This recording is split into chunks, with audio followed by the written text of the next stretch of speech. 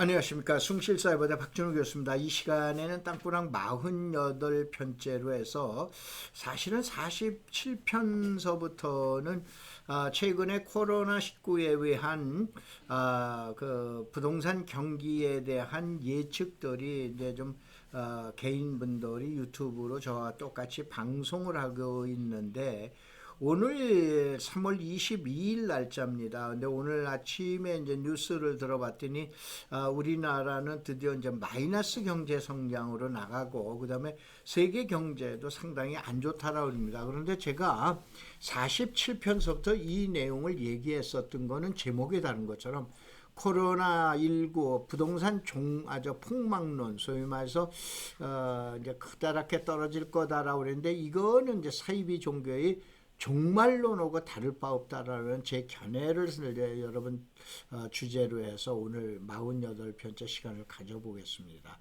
바로 뭐냐면은 이제 경기가 안 좋고, 여러분들 그 유명한 2008년도에 글로벌 리스크, 또 그 다음에 1998년도에 IMF, 아마 이때 대부분의 그 시청을 하시는 분들은 그냥 글로만 보셨지 여러분이 아마 겪어보시진 못하셨을 거예요. 그래서 2020년 코로나19에 의한 부동산 시장, 그동안에 겪어보지 못한 새로운 경제 환경이 분명히 여러분 앞에, 또 우리들 앞에 닥칠 겁니다. 이거는 아주 거대한 경랑이 몰려올 듯한데, 그러면 당연히 나타날 현상이, 그동안의 주택 폭등론도 그냥 집만 사면 무조건 오른다라고 그런 것도 문제였지만, 더 심각한 불치병자는 막 나타나고 있는 주택 폭락론이에요. 소위 말해서 요즘 유튜브를 봐보면은 이러한 얘기가 나오기 때문에 제가 이제 47, 48, 49편을 갖다가 이제 그 주제를 잡고 펼쳤습니다. 그런데 요즘 뭐뭐 종교에 대한 문제가 많은 것처럼 이들도 분명히 사이비 종교의 종말론과 조금 더 다를 바 없다라고 저는 아주 단언을 합니다. 그 내용의 얘기를 한번 여러분이 들어봐 보시기 바랍니다. 우선은 여러분들이 이제 봐보면은 부동산을 이제 보통 계량도를 많이 하게 되죠. 요게 이제 컴퓨터에 조금 이상이 생겨서 제가 손수 찍기 때문에 시간이 좀 걸렸습니다. 시장을 예측을 할 때는 지표들이 다양합니다. 우선 이제 보급률이라든가 구매력이라든가 착공이라든가 미분양이라든가, 또 많은 사람들이 듣는 1번 부동산, 또 거래지수, 경기 동향, 또 퍼라고 해서 소득 대비 주거에 대한 매수 그 지표, 그 다음에 선진국 지표 등 다양하게 하고, 그 다음에 이제 신규 수요, 교체 수요, 예비 수요인데, 나중에 이제 시장이 상당히 어렵게 될 때 이제 제가 요 수요에 대해서 자세하게, 시장에 여러분이 부동산학 개론에 나온 것이 아니고 자세하게 설명을 드립니다. 그 다음에 우리나라는 최근에 5천만 명의 돈 먹기 광란의 시기다라고 그러는데, 사실은 요 주제들은 제가 2008년도에 글로벌 리스크가 나타났을 때, 이때의 시장이 어떻게 될 건가 그래가지고 이러한 내용으로 여러분들한테다가 계속적으로 강의해드렸던 내용 중에 하나입니다. 그래서 참고적으로 한번 봐보시기 바랍니다. 자, 앞으로 만연할 주택에 대한 폭락론을 볼 것 같으면은, 사회가 보편적으로 조용하고 평화롭고 순탄할 때는 종말론자도 안 나타납니다. 그런데 이 사회가 어지럽다라고, 그리고 또 사회가 여러 가지 혼란스럽다라고 그러면 종말론이 폭증을 하죠. 뭐 요즘 세대만 그런 게 아니고 유사 이래의 그 인류의 역사를 봐보면 어지러울 때일수록 이러한 종말론이 나타난다 합니다. 주택 시장 또한 상승 무드에서는 폭락론이 힘을 못 주죠. 그런데 이게 뭐냐면, 시장 여건이 어려울 때 또 주택 폭락론이 조명을 받습니다. 여러분들 대표적으로 선아무개인이다라고 우리는 뭐 유명하신 분이죠. 주택 가격이 무슨 절반으로 된다, 뭐가 된다라고 그래가지고 난리를 쳤었던 분 한 분 계시고, 또 그 다음에 하우스 푸어라는 얘기를 많이 들어보셨죠. 근데 이분은 뭐 사회에서 뭐 상당히 각광을 받는 게 아니고 완전히 이렇게 재척에 대한 대상이고 하우스 푸어라는 용어 자체도 없었죠. 그런데 이거를 아마 시청하시는 분 여러분들은 상당히 하우스 푸어에 대한 얘기를 많이 들어보셨을 거예요. 그런데 요즘 이 용어를 쓰는 사람은 없죠. 바로 이게 난세 때 시대가 어려울 때 나타났던 인물들이고 용어들입니다. 대표적인 용어들이죠. 그래서 저는 이 내용에 관한 얘기를 예전에 제가 부동산 TV에 나갔을 때 뭐 여기서 이름 얘기하면 이 선대인 씨 보고 제가 공개 토론 한번 하자라고 그랬습니다. 그런데 글을 올려놨더니 김광수 경제연구소의 부수장인가 있었을 때 글을 했더니 삭제를 했더라고요. 그런데 바로 뭐냐면 경계 1호가 무작정 주택, 전 무작정 주택 상승론자 아닙니다. 그런데 이거보다 더 경계해야 될 대상이 주택 폭락론이에요. 이들은 사이비 종교고 조금도 다를 바가 없다라고 우리는 얘기입니다.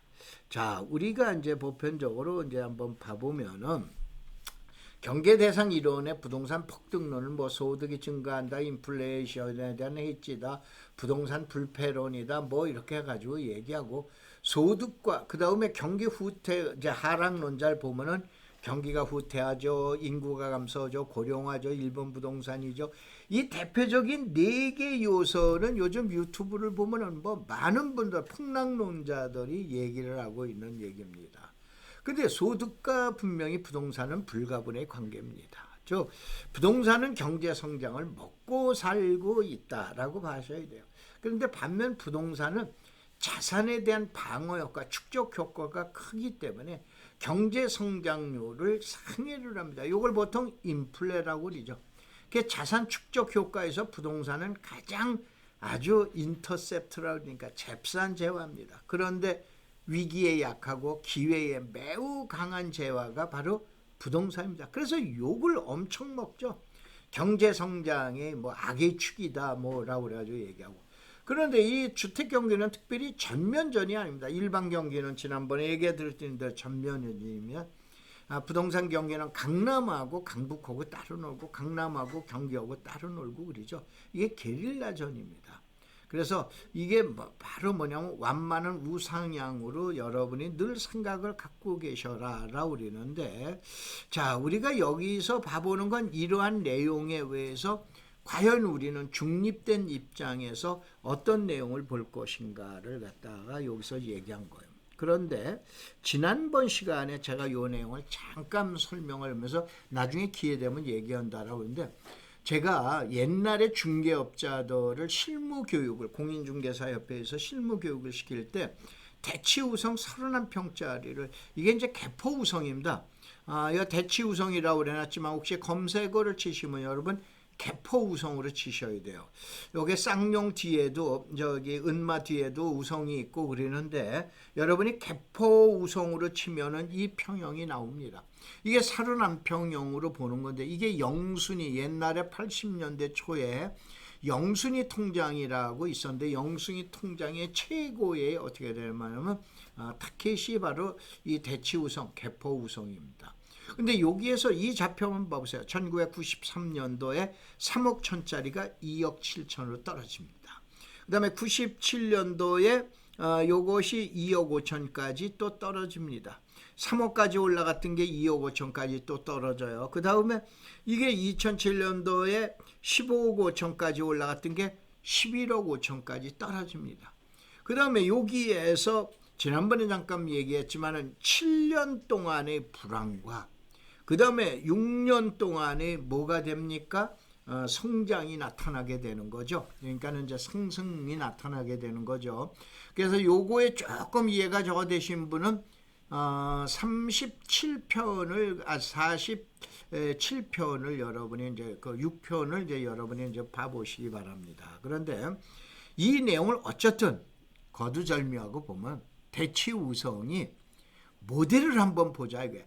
하락 국면이 됐을 때는 약 30%가 폭락을 합니다. 30%라는 건 그냥 폭락이라는 용어를 썼죠. 바로 뭐냐면은 예를 들어서 10억짜리 같으면 얼마냐? 7억으로 떨어지고 20억짜리 같으면 14억 떨어지고 30억짜리 같으면은 21, 2억, 2, 3억으로 떨어졌다 이런 얘기예요. 그래서 이런 내용을 잘 보세요. 그 대신 대형으로 봐보면 선호의 모델이 상승 국면일 때는 또 호가 기준으로 또 이게 따따블이라고 우리는 200%로 올라갑니다. 그래서 이 통계 자료는 여러분이 검색어를 치시면 황막사가 있다라고 했죠. 여기 오시든가 아니면 지난번 자료인데 여기서 간단하게 보자 이거예요.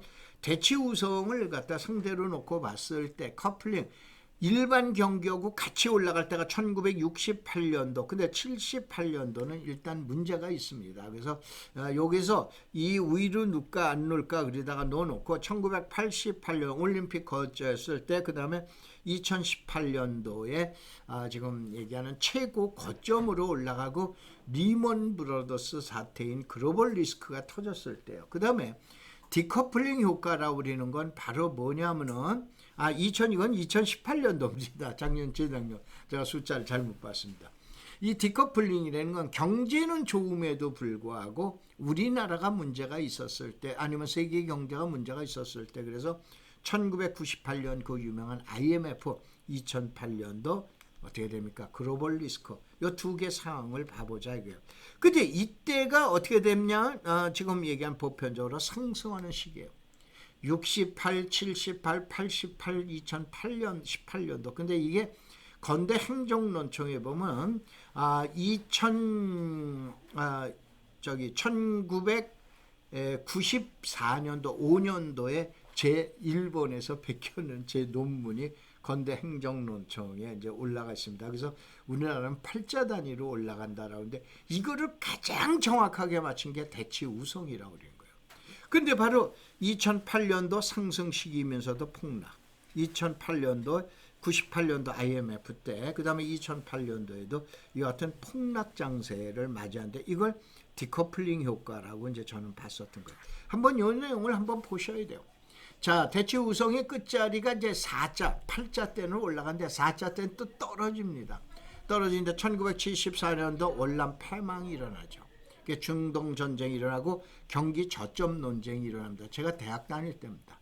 1984년도에 전두환 정권의 강력한 억제 정책이 나옵니다. 이게 이제 제가 대학원을 이제 졸업을 하고 그럴 무렵에 이제 요 내용이 나옵니다. 그래서 부동산을 산 사람은 그야말로 후회하게 하겠다.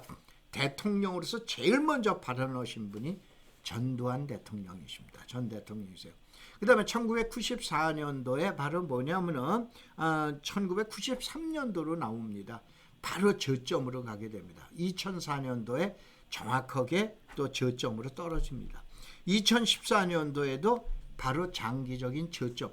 서울의 아파트가 이때만 해도 가장 마지막 바닥 시세가 2014년도입니다. 그런데 제가 2024년도는 올 것인가 안 올 것인가 퀘션 마크를 붙여놨어요. 그 다음에 이제 한번 여러분이 보실 거는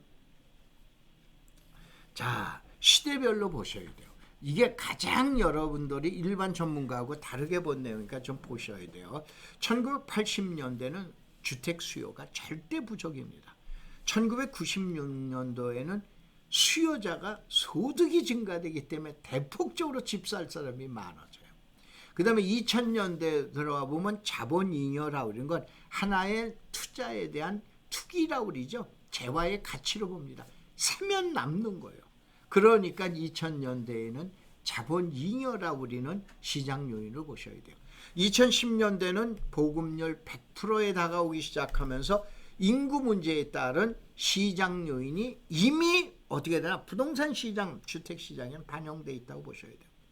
요즘에 유튜버들, 블로거들 전부들 너도나도 인구 문제 가지고 지금 얘기하고 계시는데 이미 시장에는 이미 반영이 되기 시작하고 있었던 거 보셔야 돼요. 그건 2020년대는 뭘로 봐야 되냐? 해지라고 우리는 방어에 대한 효과로 부동산, 주택을 보셔야 돼요. 그래야 주택이 이해가 되지. 수요 공급, 허구한 날 수요 공급 얘기하니까 40여 년 동안 제가 얘기했죠. 아까 대학 졸업하면서 대학원, 건대부동산 대학원서부터 보면은 40여 년 동안 주야장창 얘기 나온 게 수요 공급 문제예요. 그러면 수요가 많아서 뭐 주택 가격이 올라가고 떨어지고 그럽니까? 공급이 많아서 주택 가격이 떨어지고 올라가고 그럽니까? 그런 측면은 아닌 거예요. 제가 시장경제학이라고 그랬죠. 이제 바로 해지로도 보는 부동산의 습관을 가지셔야 돼요. 특별히 전문가분들 이런 내용으로 가지셔야 됩니다.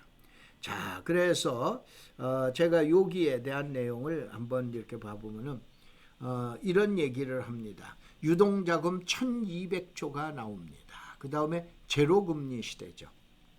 한은행에서 이번에 기준금리를 0%대로 제로금리대로 들어있죠. 그런데 이때에 제가 대학 다닐 때 그 유명한 스태그플레이션이라는 게 사상 처음으로 옵니다. 전 세계는 스태그플레이션을 한번 맞아봤습니다. 그 다음에 여러분 그 디플레이션이라는 거 전 세계에서 맞아본 날은 사실 일본이 처음입니다. 이 디플레이션이에요. 그럼 보통 경제학자들이 얘기하는 스태그플레이션과 디플레이션에서 과연 뭐가 할 거냐? 분명히 지금 디플레이션으로 오게 됩니다. 근데 디플레이션이 오는 데에 한계가 있는 거예요. 뭐가 한계가 있냐? 돈은 지금 얘기하는 그 무작정이라고 하면은 안 되지만 엄청나게 돈을 살포하죠. 왜냐? 경기를 일으키기 위해서. 그렇죠? 그렇기 때문에 어게인 1978년 제가 이제 그 연속곡을 이렇게 보면 그런 게 있어서 어게인 1978이라고 그랬습니다. 제3차 중동전쟁이 일어났고 고유가고 자본주의가 이때 1975년도 월남이 패망하면서 자본주의가 소면서 패배한 시점이 됩니다. 세계 경기는 불황성인데 이때의 자본을 자본주의 국가에서는 풀어버리죠. 그래서 인플레가 발생을 합니다. 그래서 이 인플레이션에 대항하기 위해서 나타난 것이 전 세계에서 그 유명한 첫 번째 나타난 것이 1970년대 후반에 나타난 것이 이게 스태그플레이션이에요. 지금 상황하고 거의 유사한 점이 많아요. 근데 이때면 꼭 나타나는 얘기들이 있어요. 제가 30년을 넘게 들은 얘기. 시장이 약세일 때 나오는 말. 부동산으로 돈 벌던 시대는 이미 끝났다. 강남의 불패는 이제 끊어졌다라고 얘기합니다. 전두환 대통령 때 들었어요. 김영삼 대통령, 노무현 대통령 때. 다만 김대중 대통령께서는 말씀을 안 하셨습니다. 왜냐? IMF를 이겨나가기 위해서. 문재인 대통령까지 근 30년을 들었어요. 사실은 경제 위기가 나왔을 때 IMF를 이기게 한 대통령이 김대중 대통령이에요.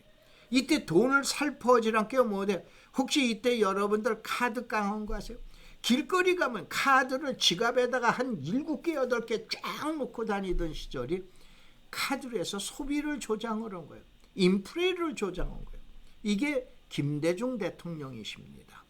그 다음에 2008년도 글로벌 리스크 때 세계 경기가 부도가 났을 때 이 경기를 이겨나가기 위한 것이 누구예요? 주택 경기를 통해서 경기를 살리고자 했던 게 박근혜 대통령이십니다. 그래서 여기서는 그 내용을 안 써놨어요. 전두환 대통령 때, 김영삼, 노무현 대통령 때, 문재인 대통령 때까지 바로 이 대통령들은 부동산은 필패론 사면 망한다라고 했던 저것이고 대통령들이시고 부동산을 통해서 어떻게 말하면 대한민국 경제를 구원투수로 나타나신 분이 김대중 대통령하고 그 다음에 박근혜 대통령이라고 저는 개인적으로 생각하고 있습니다. 자, 이런 내용으로 봐봤을 때 우리가 이제 한번 봐봐야 돼요. 인플레가 경제를 발목 잡는다고 얘기했던 인플레는 무조건 나쁜 놈이라고 얘기하셨던 분들 있죠. 물가 상승률이 1%대 이제 어쩌면은 제로대 마이너스 대가 나갈 거예요. 그러면 디플레이션이 오게 되고 이런 때 인플레가 얼마나 이쁜 놈이에요.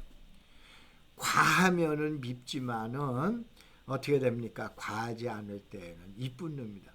사실은 제가 오늘 이게 녹화할 때 제 손주, 외손주, 친손주들이 여기 3명이 와 있습니다. 그런데 이 손주들이 오면은 귀찮습니다. 근데 안 오면 또 보고 싶습니다. 바로 이게 인플레예요. 그렇죠? 아마 저 손주들 길러보신 분 잘 아실 거예요. 지금 이 나라 부동산은 나라 망국병이라고 말하신 분들 김대중 대통령께서도 부동산을 통해서 카드를 통해서 지금 얘기한 대로 나라를 구하셨습니다. 박근혜 대통령도 마찬가지입니다.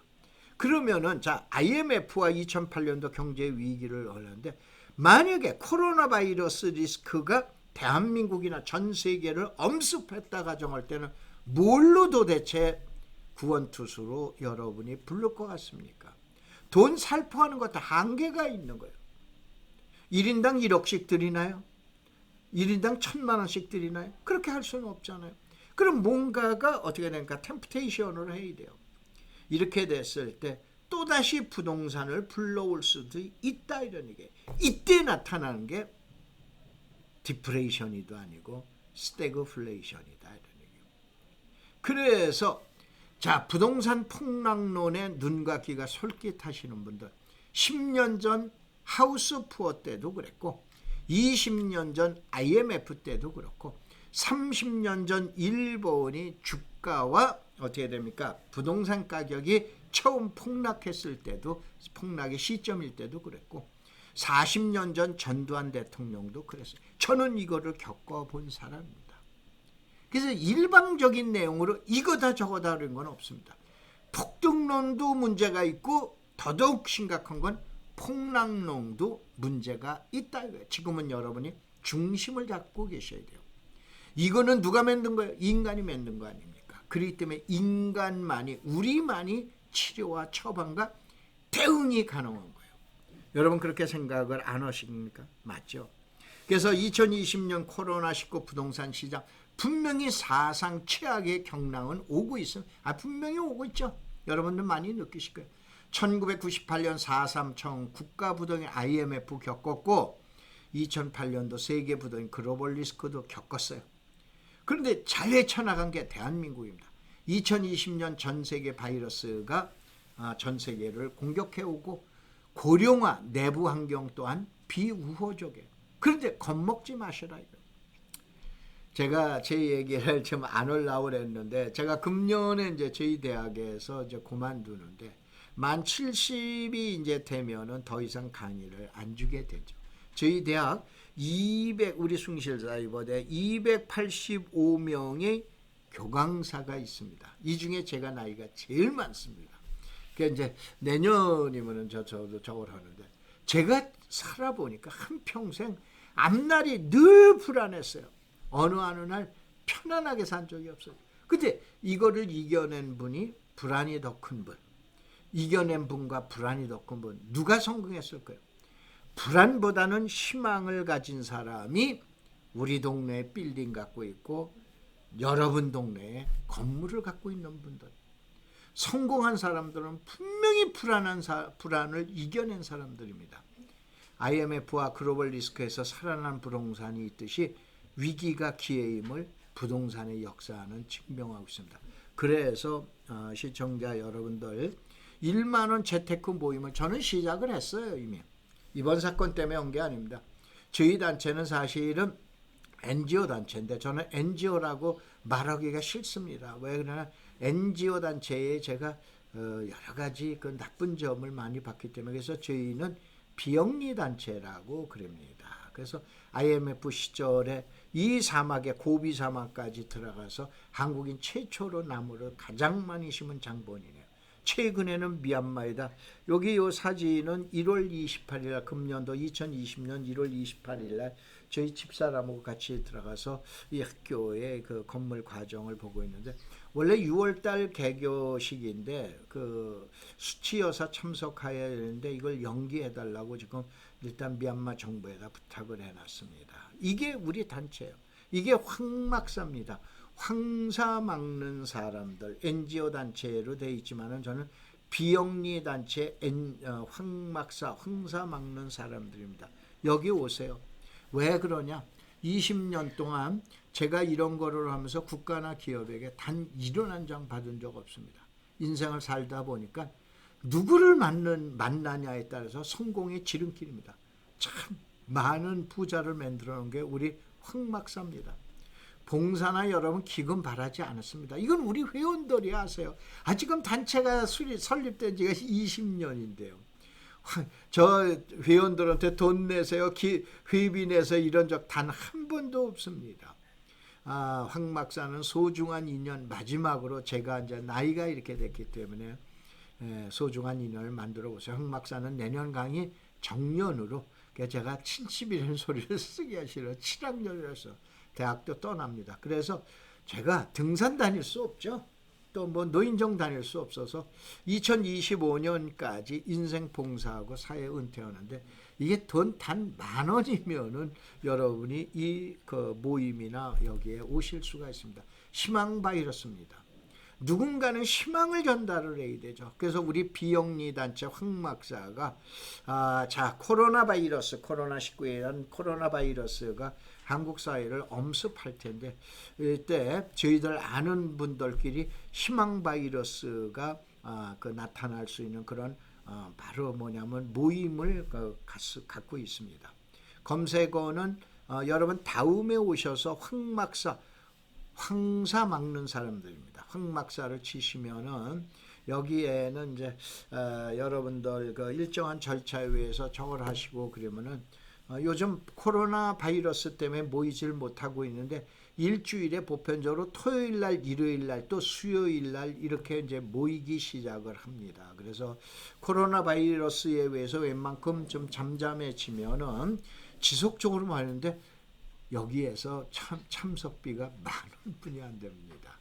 복사비 다 칼라로 해드리고 여러분들 간단한 그 간식도 드리고 뭐 하면서 10,000원만 받고 여러분이 그 희망 바이러스를 찾아가시게끔 자리를 마련해 놨습니다. 고맙습니다. 감사합니다.